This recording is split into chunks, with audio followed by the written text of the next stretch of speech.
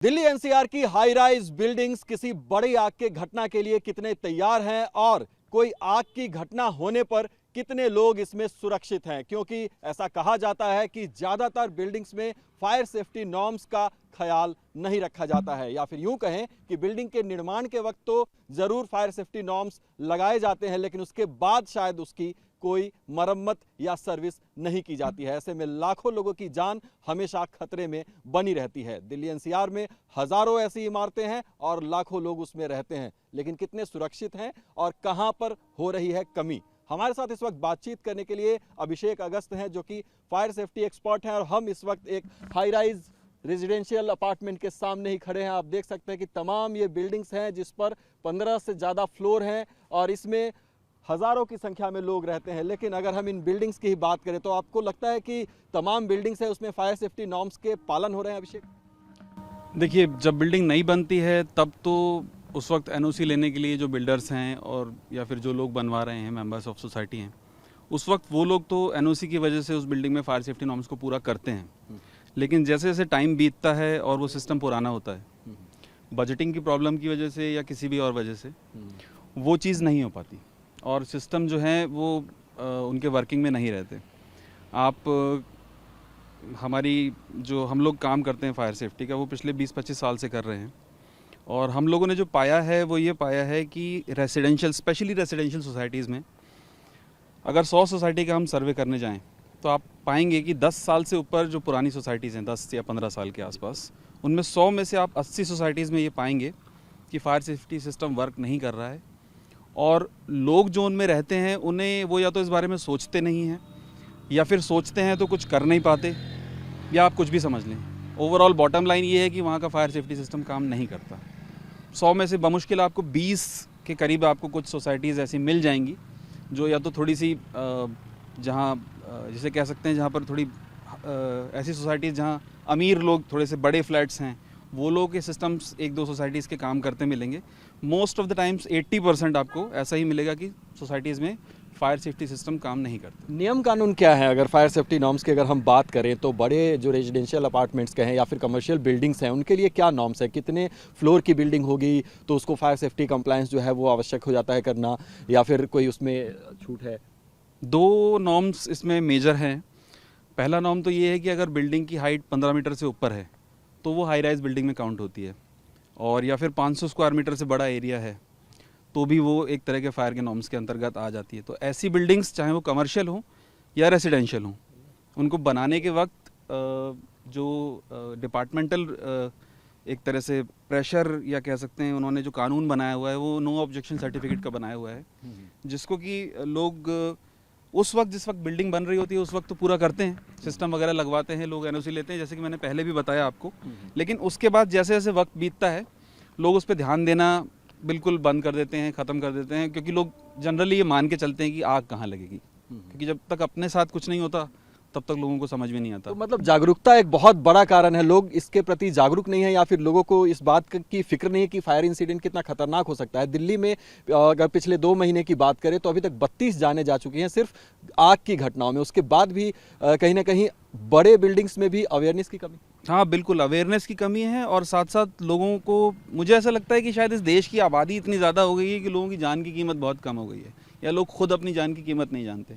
आप जैसे fire safety का आप लोगों ने आज इनिशिएट लिया है ये बताने के लिए लोगों को कि ये होना चाहिए और नहीं हो पा रहा है।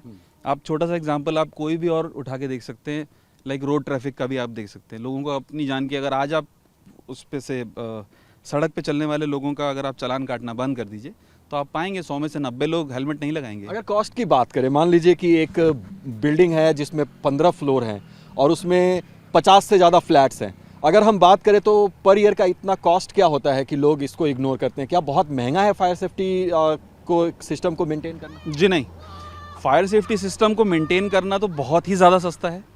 इनफैक्ट उसको पूरा अच्छी तरह से रिन्यू करके लगाना, मैं एक एग्जांपल से आपको बता सकता हूँ। अभी एक 10-12 फ्लोर की सोसाइटी है जो हम लोगों ने अभी जिसका पूरा का पूरा 70% सिस्टम उसका ख़राब था और उसको पूरा रिन्यू करके स्टार्ट करवाया है। इसी एरिया की बात कर रहा हूँ मैं। उस सिस्टम का खर्चा आया था करीबन 5 लाख रुपए। अगर आप 5 लाख रुपए को डिवाइड करें, क्योंकि एक सिस्टम अगर आपने ठीक तरह से लगवा लिया तो वो लगभग 15 साल कहीं नहीं जाता, वो अच्छे से काम करता है। 15 साल की कॉस्ट, एक फ्लोर पे 4 फ्लैट होते हैं और एक सिस्टम 15 साल चलता है। तो अगर आप 5 लाख को डिवाइड करेंगे 15 से, उसके बाद महीने में डिवाइड करेंगे 12 से, और उस 12 को बचे हुए फिगर को आप डिवाइड करेंगे 40 फ्लैटों से, तो एक फ्लैट का टोटल खर्चा 70 रुपये से कम आता है। 70 रुपये महीने का खर्चा है फायर सेफ्टी को मेंटेन करने का, सिस्टम को, और उसके बाद भी लोग जागरूक नहीं इसके लिए। हाँ, एक 70 रुपये की चॉकलेट हम अपने घर में किसी बच्चे को भी दे देते हैं, हम 2-4 बार खिला देते हैं, हम सोचते नहीं हैं। लेकिन अगर यही 70 रुपये अगर हम लोग हर महीने अपने RWA को देते रहें, जो कि लोग देते भी हैं, पता नहीं वो पैसा लोग कहाँ यूज़ करते हैं, उसके बाद क्या करते हैं, लेकिन मैंने ओवरऑल जो आपको कैलकुलेशन बताई कि एक कोई 10 फ्लोर की अगर मान लीजिए बिल्डिंग बनी हुई है, तो उसको ठीक करने का 10-15 साल बाद जो खर्चा आएगा वो लगभग 5 लाख रुपये आएगा, और उसके बाद वो सिस्टम 15 साल चलेगा। इस 5 लाख को आप 15 से भाग दें और उसके बाद 12 से भाग दें, क्योंकि साल में 12 महीने होते हैं, और उसके बाद उसमें 40 फ्लैट हैं तो 40 से भाग दें, आप पाएंगे 69 रुपीज़ 0.99 समथिंग आएगा। तो 70 रुपये से कम का खर्चा है। लोग समझें तो बहुत छोटी सी बात है, नहीं समझें तो 70 रुपये भी लोगों को ज़्यादा लगते हैं। एक और सवाल ये है कि हमारे देश में तकनीक जो है वो कितनी एडवांस आ चुकी है कि हम किसी भी तरह के फायर इंसिडेंट के लिए तैयार हैं। और अगर हम स्पेशली दिल्ली NCR के कंस्ट्रक्शन प्लान की बात करें, हाई राइज अपार्टमेंट्स स्पेशली, क्योंकि उसमें घनी आबादी में लोग रहते हैं, तो हमारे पास क्या इतने अत्याधुनिक सिस्टम हैं आज की डेट में जो कि पूरी तरह से फायर से लड़ने में सक्षम हो? जी, सिस्टम्स की अगर बात करें और इक्विपमेंट्स की अगर हम बात करें, तो सिस्टम और इक्विपमेंट की हमारे देश में कोई कमी नहीं है। कोई कितना भी अच्छा, कितना भी एडवांस सिस्टम लगा सकता है, लेकिन जहाँ तक मैं समझता हूँ बहुत बेसिक सिस्टम ही रिक्वायर्ड होता है फायर सेफ्टी नॉर्म्स को पूरा करने के लिए। सिंपल एक पानी का सिस्टम होता है, एक पाइपलाइन जारी होती है, मोटर लगी होती है, और बहुत सिंपल सिस्टम है। बट ये सिंपल सिस्टम को करने वाला कोई चाहिए, कि बेसिकली कोई जाए और इस सिस्टम को मेंटेन करे और लगवाए। तो ये टोटली लोगों के ऊपर डिपेंड करता है कि वो अपनी जान की कीमत कितनी समझते हैं। अब मान लीजिए मैं अगर इस हाई राइज अपार्टमेंट में रहता हूँ और मैं 2nd फ्लोर से ऊपर किसी भी फ्लोर पे रहता हूँ, और अगर इस सोसाइटी का या किसी भी सोसाइटी का सिस्टम वर्किंग नहीं है, तो मैं बहुत खतरे में हूँ, क्योंकि मेरी गलती नहीं होगी। मैं तो अपने घर पे आराम से सो रहा हूँगा या बैठा हुआ हूँगा, किसी और फ्लोर पे किसी और इंसान की गलती की वजह से उसके घर में आग लगेगी, और आग क्योंकि नीचे से ऊपर की तरफ ज़्यादा तेज़ भागती है, तो ऊपर के जितने फ्लोर हैं उनकी बिना कोई गलती हुए, बिना कोई उनको इन्फॉर्मेशन के वो लोग फंस जाएंगे। ऐसा ही एक इंसिडेंट अभी 2-4 दिन पहले द्वारका में अभी हुआ है, सेक्टर 39 में, जहाँ से 2 लोग ऊपर से, उनको कूदना ही पड़ा फाइनली, क्योंकि उस सोसाइटी का सिस्टम काम नहीं कर रहा था। क्योंकि अगर किसी सोसाइटी का अगर सिस्टम काम कर रहा हो फायर का, तो मैं आपको यकीन दिलाता हूँ उस सोसाइटी में कभी आग लग ही नहीं सकती, क्योंकि हर फ्लोर पे एक प्रॉपर अरेंजमेंट होता है, एक फायर की होजरी लगी होती है, हाइडेंट सिस्टम होता है हर फ्लोर पे। मतलब आप अपने फ्लैट से बाहर निकलेंगे, 10-15 कदम चलेंगे और आपको बाहर एक फायर का पॉइंट मिल जाएगा। तो अगर आपके घर में या आपके पड़ोसी के घर में या कहीं कुछ भी हो रहा है, तो आप बस अपने फ्लोर से बाहर निकलेंगे, उस सिस्टम को उठाएंगे और स्टार्ट कर देंगे, और उससे इतना तेज़ पानी का प्रेशर निकलेगा कि वो आपकी आग कहीं बढ़ ही नहीं पाएगी, मतलब वो शुरू होने से पहले ही ख़त्म हो जाएगी। लेकिन बस ये छोटी सी चीज़ ही लोगों के पास नहीं होती। और मैंने एक चीज़ देखी है, लोगों के यहाँ जब आग लग जाती है तो वो बेचारे फिर कुछ नहीं कर पाते, अपने अपने बाथरूम्स में बाल्टी रख के फिर नल चलाते हैं और वेट करते हैं कि जितनी देर वो बाल्टी भरेगी तो हम कुछ डाल देंगे, और आग हर 15 सेकंड में मल्टीप्लाई होती है। बिल्कुल। तो एक छोटी सी गलती या फिर यूं कहें कि एक छोटी सी भूल जो है वो जान का खतरा बन सकती है, और यही हालात दिल्ली NCR के तमाम ऐसे हाई राइज बिल्डिंग्स के आज के डेट में हैं, क्योंकि अगर लोग जागरूक नहीं हुए तो आग की घटना बहुत खतरनाक साबित हो सकती है और लोगों की जान जा सकती है। TV9 भारतवर्ष के लिए रोहित के साथ दिल्ली से मैं अभिजीत ठाकुर।